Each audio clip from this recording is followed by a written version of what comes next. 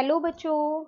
आज मैं आपको कक्षा 7वीं जिसका विषय है गणित, इसकी वर्कशीट नंबर 1 आपको समझाऊंगी, जिसकी डेट है मेरे पास 5 जुलाई। तो ये आपकी 7वीं कक्षा की पहली वर्कशीट है ना। चलिए देखते हैं इसमें हम क्या सीखने वाले हैं आज। यहाँ पर लिखा है सभी प्रश्नों को पूरा करें। पहला प्रश्न आपको दिया है सही या गलत। तो दो क्वेश्चन आपको दे रखे हैं, आपको बताने हैं इसमें से सही कौन सा है और गलत कौन सा है। ठीक है। सबसे पहले आपसे क्या कह रहा है, जीरो सबसे छोटी प्राकृतिक संख्या है। क्या जीरो सबसे छोटी प्राकृतिक संख्या होती है? नहीं। क्यों? क्योंकि जीरो तो प्राकृतिक संख्याओं में आती ही नहीं है।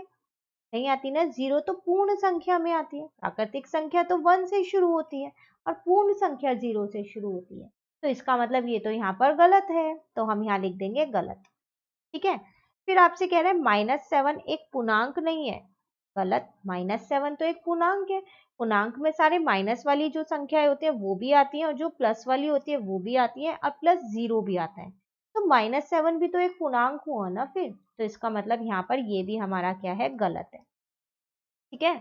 अब आपसे यहाँ क्या कह रहा है, नीचे दी गई तालिका को पूरा करें और दिए गए प्रश्नों के उत्तर तालिका का उपयोग करके लिखें। तो देखो, एक ये पूरी तालिका आपको दे रखी है जो आपको पहले भरनी है। उसके बाद यहाँ पर 3 प्रश्न दे रखे हैं, वो इस तालिका की मदद से ही होने वाले हैं। तो तालिका इसका मतलब हमको बिल्कुल सही भरनी है ना, वरना इन प्रश्नों के उत्तर भी हमारे क्या हो जाएंगे, गलत हो जाएंगे। ठीक है, चलिए शुरू करते हैं। देखो, यहाँ पर कुछ संख्याएं दे रखी हैं। यहाँ सम संख्याएं, विषम संख्याएं, अभाज्य संख्याएं, भाज्य संख्या। ये तो बहुत सारी संख्याएं हैं। ये संख्याएं होती क्या है? देखो, सम संख्याएं वो संख्याएं होती हैं जो सारी संख्याएं 2 की टेबल में आती है। या फिर मैं ये कह सकती हूँ कि जिनके लास्ट की संख्या 0, 2, 4, 6 या 8 हो, वो सारी मेरी सम संख्याएं होती हैं। ठीक है। अब विषम संख्याएं क्या होती हैं? ये वो संख्या होती हैं जो 2 की टेबल में नहीं आती। या फिर मैं ये कह सकती हूँ कि जिनके लास्ट में 0, 2, 4, 6, 8 नहीं होता, वो सारी विषम संख्याएं होती हैं। ठीक है ना। अब तीसरा आता है अभाज्य संख्या। ये कौन सी संख्याएं होती हैं? ये वो संख्याएं होती हैं जो सिर्फ अपनी ही टेबल में आती है या फिर 1 की टेबल में आती है। जैसे अगर मैं कोई एक उदाहरण दूं, तो मैं 5 कह सकती हूँ। 5 सिर्फ अपनी ही टेबल में तो आता है और 1 की टेबल में आता है। 3 भी कह सकती हूँ, 2 भी कह सकती हूँ, 7 भी कह सकती हूँ, 11 भी कह सकती हूँ, 13 भी कह सकती हूँ। ये वो सारी संख्याएं जो सिर्फ अपनी टेबल में आती है या फिर 1 की टेबल में आती है। तो उन्हें हम क्या बोलते हैं, अभाज्य संख्या। ठीक है। अब फिर लास्ट रह गया भाज्य संख्या। ये कौन सी संख्याएं होती हैं? ये वो संख्याएं होती हैं जो औरों की टेबल में भी आती हैं। जैसे कि मैं उदाहरण लूं एक, 4, 6, 9, 15, 24, कोई भी जो औरों की टेबल में भी है। तो 4 देखो अपनी टेबल में भी आता है, 2 की टेबल में भी आता है और 1 की टेबल में भी आता है ना किसी और टेबल में, 2 की टेबल में। तो वो क्या हो जाएंगे, भाज्य संख्या। ठीक है। अब जब आपको ये चारों का मतलब पता चल गया ना, तो अब ये तालिका बहुत आसान हो जाएगी भरने के लिए। हाँ, उसके बाद क्या लिखा है यहाँ, गुणनखंड। तो वो किस किस की टेबल में आता है, बस वही लिखना है। ठीक है। देखो, 1 आपको करके ही दिया है, विषम संख्या होती है, अभाज्य नहीं होती है। ठीक है, ये दोनों में से कोई नहीं होती, अभाज्य और भाज्य दोनों में से कोई नहीं होती है। इसका गुणनखंड भी 1 ही होता है और गुणनखंड की संख्या 1 ही है। एक गुणनखंड है, 1 लिख देंगे। दो गुणनखंड आएंगे, 2 लिख देंगे वहां। ठीक है। 2 जो है वो सम संख्या होती है। अभाज्य संख्या भी होती है क्योंकि ये और किसी की टेबल में नहीं आती है।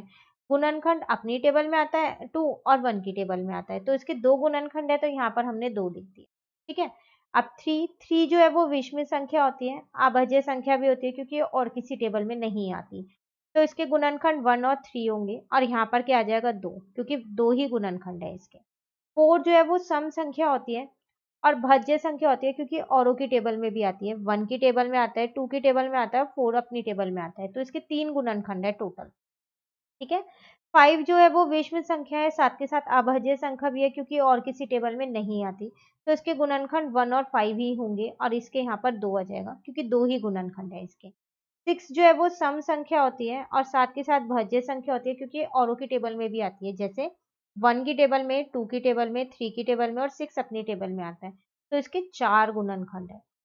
गुणनखंड की संख्या कितनी है, 4 है। ठीक है। 7 जो है वो विषम संख्या है आपके पास, साथ के साथ अभाज्य संख्या भी है क्योंकि और किसी टेबल में नहीं आती।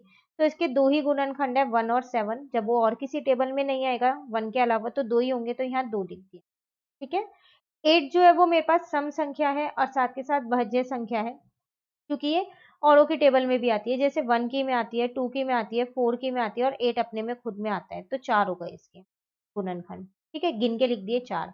9 आपको भर के ही दिया है, विषम संख्या है आपके पास यहाँ पर ये, और भाज्य संख्या है क्योंकि ये 3 की टेबल में भी आता है, तो इसके 3 गुणनखंड हो गए। ठीक है, 10 जो है वो सम संख्या है आपके पास, साथ के साथ भाज्य संख्या है क्योंकि ये औरों की टेबल में भी आता है, 1 की में, 2 की में, 5 की में और 10 अपनी में भी तो आता है, तो टोटल इसके 4 गुणनखंड हो। ठीक है, 11 जो है वो विषम संख्या है और साथ के साथ अभाज्य संख्या है क्योंकि ये और किसी टेबल में नहीं आता, तो 1 और 11 इसके सिर्फ 2 ही गुणनखंड है, तो यहाँ पर 2 लिख दिया। ठीक है, 12 जो है वो सम संख्या है आपके पास यहाँ पर और भाज्य संख्या है क्योंकि औरों की टेबल में भी आता है, 1 की में आता है, 2 की में आता है, 3 की में भी आता है, 4 की में भी आता है, 6 की में भी आता है और किसी में आता है 7, 8, 9, 10, 11, 12 अपनी टेबल में भी तो आते हैं। ओ, इसके तो बहुत सारे गुणनखंड है, कितने हो गए? 1, 2, 3, 4, 5, 6 इसके गुणनखंड हो गए हैं। ठीक है, अब 13 जो है वो क्या है? विषम संख्या है, साथ के साथ अभाज्य संख्या भी है क्योंकि और किसी टेबल में नहीं आती है, तो 1 और 13 इसके 2 ही गुणनखंड होंगे, तो यहाँ पर 2 लिख दिया। एक चीज ध्यान दी आप लोगों ने, मैंने इस तालिका को पूरा करते करते एक चीज पे ध्यान दिया कि जितनी भी मेरी अभाज्य संख्या है ना, उनके हमेशा 2 ही गुणनखंड आ रहे हैं। जैसे आप 3 देख लो, 5 देख लो, 7 देख लो, 11 देख लो, अब मैंने 13 किया तो आप 13 भी देख लो, आ रहे हैं ना 2 ही। तो ये तालिका भरते हुए आपने ऐसा कुछ नोटिस किया? तो 2-2 दिख रहे हैं ना सब में, मुझे सब में 2 ही दिख रहे हैं। ठीक है, और अगर आप देखो ध्यान से ना, तो यहाँ पर भी लिखा है, क्या आपने देखा कि अभाज्य संख्या के केवल 2 ही गुणनखंड होते हैं? तो आपने नोटिस किया था तालिका को भरते हुए? मैंने तो तालिका को भरते हुए ही नोटिस किया कि अभाज्य संख्या के हर में 2 ही 2 गुणनखंड आ रहे हैं। क्यों? क्योंकि वो सिर्फ एक अपनी टेबल में आता है और एक 1 की टेबल में आता है, इसलिए उसके 2 ही गुणनखंड है ना? चलिए आगे शुरू करें तालिका, बाकी के 2 ही बचे हैं। 14 जो है वो सम संख्या है, साथ के साथ भाज्य संख्या है क्योंकि औरों की टेबल में भी आती है, 1 की में आता है, 2 की में आता है, 3, 4, 5, 6 नहीं, 7 की में आता है और एक अपनी में आता है, टोटल इसके 4 गुणनखंड है। ठीक है, 15 देखें तो ये विषम संख्या है और भाज्य संख्या है क्योंकि औरों की टेबल में भी आता है, 1 की में, 3 की में, 5 की में और 15 अपने में भी तो आता है, तो इसके भी 4 गुणनखंड। ठीक है, 16 आपको भर के ही दिया है, सम संख्या है और भाज्य संख्या है, उसके गुणनखंड लिख दिए और कितने हैं? 5 गुणनखंड। ठीक है, तालिका तो पूरी हो गई है। चलिए क्वेश्चन देखते हैं। कह रहा है वह सभी संख्याएं लिखिए जिनके गुणनखंड विषम संख्या है। तो देखते हैं, चलो किन के गुणनखंड विषम संख्या है, कितने हैं ऐसे। तो विषम संख्या ना, एक तो 1 वाला दिख रहा है मुझे और एक 4 वाला नंबर है ना, ये 4 ही तो है जिसके 3 गुणनखंड निकले हैं। और कौन सा है? एक ये वाला है, 9 वाला, 1, 4 और 9, एक और दिख रहा है मुझे यहाँ पर 5, 16 वाला। तो ऐसे 4 नंबर हैं जिनके गुणनखंड विषम संख्या में निकले। कौन कौन से हैं? एक 1 है, एक 4 है और एक कौन सा है? 9 है और एक कौन सा है? 16 है। ठीक है, उसके बाद अगर हम देखें, दूसरे में कह रहा है वह सभी संख्याएं लिखें जिनके गुणनखंड सम संख्याएं। तो बाकी के जो बचे हुए हैं वो तो सारे सम संख्या वाले हैं ना, तो आप क्या करना, ये 4 नंबर छोड़ देना, 1, 4, 9 और 16, बाकी सारे नंबर्स लिख देना यहाँ पर, 2, 3, 5 जितने भी हैं 15 तक सारे नंबर्स लिख देना, लेकिन याद रखिएगा कि 1, 4, 9 और 16 छोड़ने हैं आपको।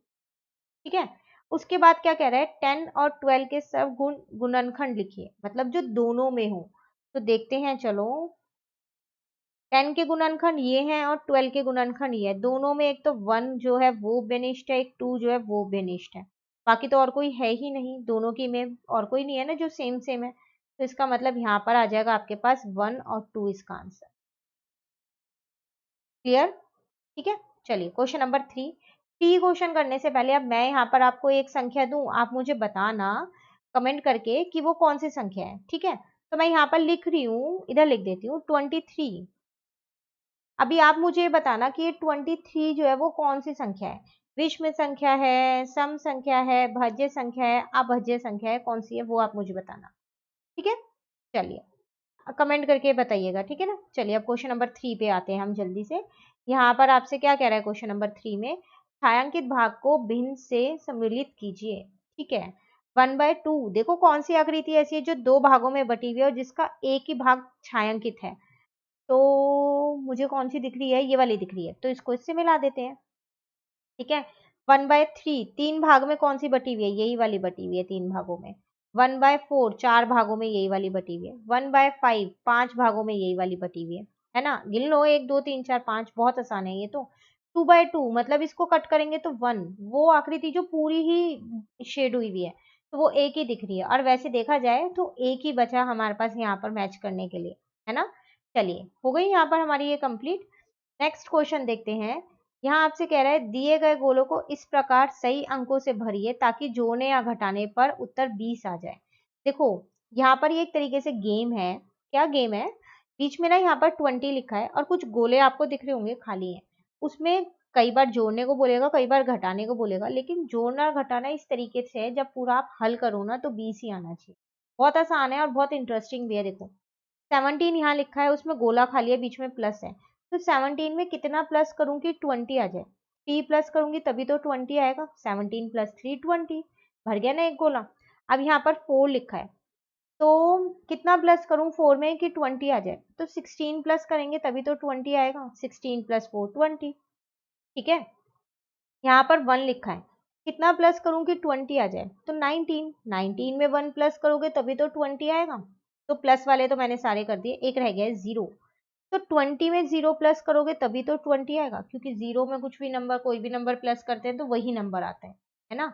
अब माइनस वाले देखते हैं। चलो 29 में से क्या माइनस करूं कि 20 आ जाए, 9 माइनस कर दो तो 20 आ जाएगा ना 20। अब यहाँ पर ऐसा क्या लिखूं कि माइनस उसमें से 20 करूं तो आंसर भी 20 आ जाए। 40 40 में से जब आप 20 माइनस करोगे तभी तो 20 आएगा, तो यहाँ मैंने 20 लिख दिया, ठीक है। 33 में से क्या माइनस करूं कि 20 आ जाए, तो कितना माइनस करें 13, है ना। जब 13 माइनस करेंगे तभी तो 20 आएगा, ठीक है। अब यहाँ पर क्या माइनस करूं, यहाँ क्या लिखूं कि जब उसमें से 5 को माइनस करूं तो 20 आ जाए। तो अगर मैं 25 में से 5 माइनस करूंगी तभी तो 20 आएगा, तो माइनस कर दिया यहाँ पर, तो 20 आ गया, ठीक है ना। तो इसी के साथ वर्कशीट भी हमारी कंप्लीट हो गई है। तो एक छोटा सा क्वेश्चन मैंने आप लोगों को दिया है 23, आपको ये बताना है कि ये कौन सी संख्या है, ठीक है। वर्कशीट हमारी यहाँ पर कंप्लीट हो गई है, वर्कशीट नंबर 1। अब वर्कशीट नंबर 2 जो है वो हम अपनी नेक्स्ट वीडियो में करेंगे। तो अगर आपको ये वीडियो अच्छी लगी तो आप इसको लाइक ज़रूर कीजिएगा और मेरे चैनल को सब्सक्राइब कीजिए। Thank you.